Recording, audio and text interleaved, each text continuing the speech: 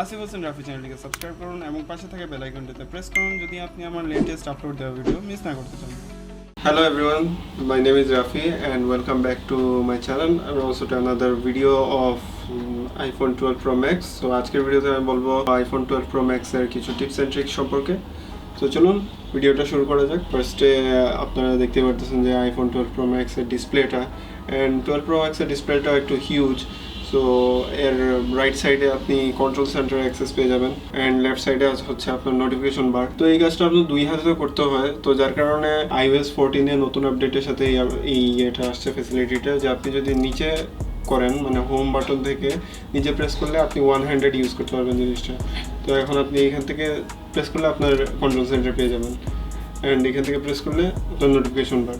So এটা হচ্ছে first trick. তো সেকেন্ড ট্রিকটা হচ্ছে, তো আমি এরকম সেকেন্ড ট্রিক ফার্স্ট ট্রিক না বলে মানে একটু কন্টিনিউ করে যাই। তো আমি কয়েকটা অ্যাপ ওপেন করলাম, দেখতেছেন যেমন কি আপনারা। তো এখন আমি যদি এই অ্যাপগুলো সবগুলো ওপেন করছি অ্যান্ড এখানে গেলে আপনি সব অ্যাপগুলোর অ্যাক্সেস পেয়ে যাবেন। তো আমি যদি এই অ্যাপে যাই অ্যান্ড এইখানে নিচের থেকে এরকম স্লাইড করি তো আপনি আগের অ্যাপে মানে এটা চলে গেছে জিনিসটা, মানে অ্যাক্সেসটা খুবই ইজি, মানে ইজিলি আপনি অ্যাপ টু অ্যাপ সুইচ করতে পারবেন এটা দিয়ে। আবার চাইলে এখান থেকে একটা করে অ্যাপ ক্লিন করতে পারবেন, চাইলে আপনার যদি দুইটা অ্যাপ না লাগে দুইটা একসাথে ক্লিন করতে পারবেন। তো আপনি চাইলে সেটিংসে গিয়ে কন্ট্রোল সেন্টারে গিয়ে আপনি বিভিন্ন জিনিস অ্যাড করতে পারবেন, যেমন এই যে অ্যাক্সেসিবিলিটি শর্টকাট এটা আপনি অ্যাড করতে পারবেন, চাইলে মাইনাস করতে পারবেন, এই যে রিমুভ অ্যান্ড এগুলো সবগুলো এইখানে চলে আসবে সিরিয়াল বাই।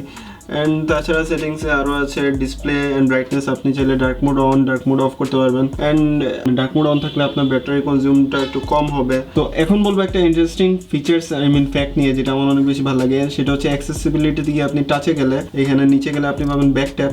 তো এখানে আমি ডাবল ট্যাপে স্ক্রিনশট সিলেক্ট করে রাখছি আর ট্রিপল ট্যাপে কিছু সিলেক্ট করে নিই।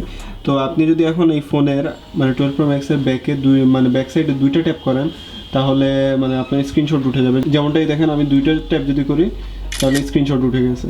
অ্যান্ড আপনি চাইলে এই স্ক্রিনশটটা পরে এডিট করতে পারবেন, ডিলিট করতে পারবেন। তাছাড়া বিভিন্ন জিনিস আপনি অনেক সময় কী করেন সোশ্যাল মিডিয়াতে স্ক্রিনশট মানে আপলোড দেন বা চ্যাটে বিভিন্ন জিনিস আপলোড দেন। তাছাড়া আপনি কী করেন এই রাবার বা এই পেন্সিল দিয়ে এগুলো একটু মুছেন, তো এই মোছাটা মানে অনেক সময় সিকিউর থাকে না।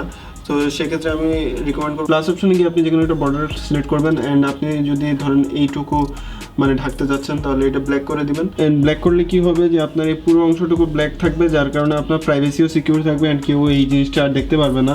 আর আপনি যদি আপনি পেন্সিল দিয়ে জিনিসটা করেন তাহলে পেন্সিল দিয়ে করলে কি হয় যে অনেক অ্যাপ আছে যে অ্যাপগুলোর সাহায্যে মানে এই পেন্সিলের দাগগুলো রিমুভ করে দেখা যায় যে পিছনে কি টেক্সট আছে। তাছাড়া আপনি চাইলে সেটিংসে ব্যাটারিতে গিয়ে ব্যাটারি হেলথ চেক করতে পারবেন, এটা লেখা আছে 100%, যদিও বা কয়েক মাস ইউজের পর ব্যাটারি হেলথ ড্রপ করা স্টার্ট হবে। অ্যান্ড এটা শুধু আপনি iOS-এ দেখতে পারবেন, আইফোনে, অ্যান্ড্রয়েডে এটা পসিবল না বা অ্যান্ড্রয়েডে এই অপশনটা নাই, এটা শুধু iOS ইউজারদের জন্য। তাছাড়া আপনি চাইলে এখানে ক্যামেরাতে গিয়ে সেটিংসে ক্যামেরা অপশনে গিয়ে আপনি চাইলে এখানে আছে বিভিন্ন ফরম্যাট আপনি চুজ করতে পারবেন। অ্যান্ড এখানে ফরম্যাটসে আপনি মোস্ট কম্প্যাটেবল মানে রাখাটা আমি রিকমেন্ড করবো, তাহলে আপনি আপনার পিসি বা যে কোনো জায়গায় যে কোনো ডিভাইসে আপনার পিকচারগুলো শেয়ার করতে পারবেন, ভিডিওগুলো শেয়ার করতে পারবেন। তাছাড়া এখানে ভিডিও রেকর্ডিংও আপনি এখান থেকে সিলেক্ট করতে পারবেন অ্যান্ড এখানে লেখা আছে যে কোন ফরম্যাট সিলেক্ট করলে আপনার কতটুকু স্পেস খাবে। অ্যান্ড এখানে যেহেতু এটা Dolby vision HDR video recording support করে অ্যান্ড দেখাটাও ডলবি ভিশন এইচডিআর ভিডিও আপনি দেখতেও পারবেন, উপভোগও করতে পারবেন। সো এখানে গিয়ে আপনি ডলবি ভিশন এইচডিআরটা ভিডিও রেকর্ডিংটা অন করতে পারবেন সেটিংসে অ্যান্ড আপনি জোস কোয়ালিটির ভিডিও পাবেন। অ্যান্ড তাছাড়া আপনি স্লো মোশন রেকর্ড করতে পারবেন। অ্যান্ড মিরর ফ্রন্ট ক্যামেরা এইটা অনেক ইম্পর্টেন্ট একটা অপশন, যেমন এই যে মিরর ফ্রন্ট ক্যামেরা অফ। এখন আমি যদি ফ্রন্ট ক্যামেরা দিয়ে একটা পিকচার ক্লিক করি আমার, তাহলে আপনি দেখবেন যে আমি যদি ফ্রন্ট ক্যামেরা দিয়ে একটা পিকচার ক্লিক করি তাহলে এই যে পিকচার ক্লিক করছি অ্যান্ড এখন যদি আমি গিয়ে পিকচারটা দেখি যে পিকচারটা উল্টে গেছে। বাট আমি যদি মিরর ফ্রন্ট ক্যামেরাটা অন করি, এই যে মিরর ফ্রন্ট ক্যামেরা অন করার পর এই যে আমি যদি এখন একটা পিকচার ক্লিক করি, পিকচার ক্লিকড অ্যান্ড এখন পিকচারটা যেরকম ক্লিক করছি এরকমই আছে। তো আই রিকমেন্ড যে আপনি এটা অন করে রাখবেন। তাছাড়া আপনি আপনার মানে আইফোনে আপনার পিকচার বা ভিডিও হাইডও করতে পারবেন। তো আমি যদি এখন এখানে যাই শেয়ার অপশনে, এখানে আমি বিভিন্ন জায়গায় জিনিসটা শেয়ার করতে পারবো। তাছাড়া এখানে হাইডের একটা অপশন আছে, আমি যদি হাইডের অপশনটা ক্লিক করি তাহলে পিকচারটা হাইড হয়ে যাবে। অ্যান্ড হাইড হওয়া পিকচারটা আপনি এখানে হিডেন ফোল্ডারে দেখতে পারবেন, এই যে হিডেন ফোল্ডারে। তো আপনি যদি এই জিনিসটা স্টপ মানে বন্ধ করতে চান তাহলে আপনি সেটিংসে যাবেন, গিয়ে এখানে ফটোজে গিয়ে এখানে যে হিডেন অ্যালবাম আছে এটা অফ করে রাখবেন। তাহলে এখন দেখেন আপনি এখানে হিডেন ফোল্ডারটা এতক্ষণ যেটা শো করতেছিল ওটা শো করতেছে না। আবার আমি যদি এই জিনিসটা আবার অন করি, এই যে হিডেন ফোল্ডার এটা অন করি তাহলে দেখেন এই হিডেন ফোল্ডারটা আবার শো করতেছে, এই যে আমি যেটা হাইড করছি। আর এটা যদি আবার আনহাইড করতে হয় তাহলে এটা সিলেক্ট করে আবার এখানে গিয়ে আবার নিচে গেলে আনহাইডে দিলে এটা আনহাইড হয়ে যাবে আপনার পিকচার। তো এইভাবে আপনি আপনার পিকচার্সগুলো সিকিউর রাখতে পারবেন আপনার আইফোনে, যদি আপনি চান যে এগুলো অন্য কেউ না দেখুক হিডেন আইটেমগুলো। তো আপনি যদি আপনার আইফোনটা অফ করতে চান, আই মিন টার্ন অফ, তাহলে আপনাকে প্রেস করতে হবে volume up, volume down and hold করতে হবে পাওয়ার বাটন। তাহলে এই দেখেন আপনার মানে টার্ন অফের অপশনটাও চলে আসছে। তো আমি এটা এখন টার্ন অফ করবো না। তো iOS 14-এ একটা নতুন জিনিস যেটা ওরা অ্যাড করছে, এই যে আপনার অ্যাপ ড্রয়ার আছে এখানে। তাছাড়া আপনি এখানে গেলে আপনার অ্যাপ লাইব্রেরি পেয়ে যাবেন। এইখানে আপনার মোস্ট ইউজ অনুযায়ী এটা সেট করা থাকে, যেমন এই যে এন্টারটেনমেন্ট, তারপর রিসেন্ট অ্যালবাম, তারপর সোশ্যাল, বিভিন্ন রকম সিলেক্ট করা থাকে। তাছাড়া আপনি যদি নিচে প্রেস করেন তাহলে আপনি ABCD অ্যালফাবেটিক আকারে মানে আপনার অ্যাপগুলোতে যেতে পারবেন। তাছাড়া এখানে তো মানে জিনিসটা প্রপারলি দেখা যাচ্ছে না, বা এটার ভিতরে ঢুকলে অনেকগুলো শো করতেছে, এমনি শো করতেছে না। তো আপনি চাইলে মানে এখান থেকে খুঁজে বের করাটা একটু যদি আপনার কাছে হার্ড হয় তাহলে আপনি অ্যালফাবেটিক্যালি সার্চ করে আপনার অ্যাপগুলো খুঁজে বের করতে পারবেন। তাছাড়া এখানে আপনি কাস্টমাইজ করতে পারবেন আপনার হোম স্ক্রিন। এটার জন্য আপনাকে এখানে যে কোনো এক জায়গায় প্রেস করে ধরে রাখতে হবে। ধরে রাখার পর আপনার এখানে প্লাস আইকনে যেতে হবে। প্লাস আইকনে যাওয়ার পর আপনি যে কোনো উইডজেট অ্যাড করতে পারবেন। যেমন এই যে এখানে চাইলে আমি ক্লক অ্যাড করতে পারবো। ক্লকের এখানে 2-3 রকমের আছে, একটা হচ্ছে 2:2, একটা 2:4 সাইজ, আর একটা 4:4 সাইজ। তো আমি যদি এখন এটা অ্যাড করি, এই যে দেখুন আমার এখানে চলে আসছে এই জিনিসটা। অ্যান্ড এখন আমার হোম স্ক্রিনটা অনেকটা এরকম। তাছাড়া আমি যদি এখানে আবার অ্যাড উইডজেটে যাই, অ্যাড উইডজেটে গিয়ে আমি যদি নিচে যাই, তাছাড়া আমি এখানে চাইলে আরও ব্যাটারি, ক্যালেন্ডার, ক্লক, আরও অনেক জিনিস অ্যাড করতে পারবো। ম্যাপ, মিউজিক, ফটোজ, শর্টকাটস, বিভিন্ন জিনিস। তো আমি যদি এখন এখানে ব্যাটারি অ্যাড করি, ব্যাটারিটাও সেমভাবে আমি অ্যাড করতে পারবো। তো আমি এখানে এই 89% এটা অ্যাড করি। তো এই যে অ্যাড হয়ে গেছে জিনিসটা। আর আমি চাইলে এখানে দিয়ে এটা মাইনাসও করে নিতে পারবো, রিমুভ হয়ে যাবে জিনিসটা। তো এভাবে আপনি মানে আপনার কাস্টমাইজ করতে পারবেন হোম স্ক্রিনটা। তো এটা তো ছিল হোম স্ক্রিন কাস্টমাইজ করা। তাছাড়া আপনি এইখানে প্রেস করলে আপনি চাইলে কয়েকটা পেজ আপাতত হাইড করে রাখতে পারবেন, বা আপনি চান যে আপনার অ্যাপ হাইড করতে ওটা এইভাবে করতে পারবেন। বা আপনি যদি মনে হয় যে এইটা আপনার জরুরি না, বা আপনার অনেকগুলো হয়ে গেছে 4-5টা এরকম হোম স্ক্রিন, তাহলে আপনি কয়েকটা এমনি রাখতে পারেন। বা এরকম যদি আপনার ইউজ না হয় তাহলে ওইগুলো এরকম আনসিলেক্ট করে হাইড করে রাখতে পারেন। তাহলে দেখেন আমার এখানে এখন 2টা, আগে ছিল 3টা, এখন হয়ে গেছে 2টা। তো আমি যদি আবার এটা আনতে চাই তাহলে এরকম যে কোনো এক জায়গায় ধরে এটাতে আনচেক, এটাকে আমি চেক মার্ক দিয়ে দিব, তারপর ডান দিয়ে দিব, তারপর চলে আসছে আমার আগের মতো। তো আমি এখন এইগুলো ইউজ করতে পারতেছি। তো আপনি চাইলে এরকম ধরেন আপনার একটা হোম স্ক্রিনের গেম আছে, তো আপনি এটা জাস্ট হলিডেতে ইউজ করতে চান, তো আপনি হলিডে ছাড়া অন্যান্য দিন এটা হাইড করে রাখবেন, হলিডে আসলে আপনি এটা আবার অ্যাড করে নেবেন। তাছাড়া এখানে নতুন একটা আসছে যে স্মার্ট স্ট্যাক নামে একটা জিনিস আসছে।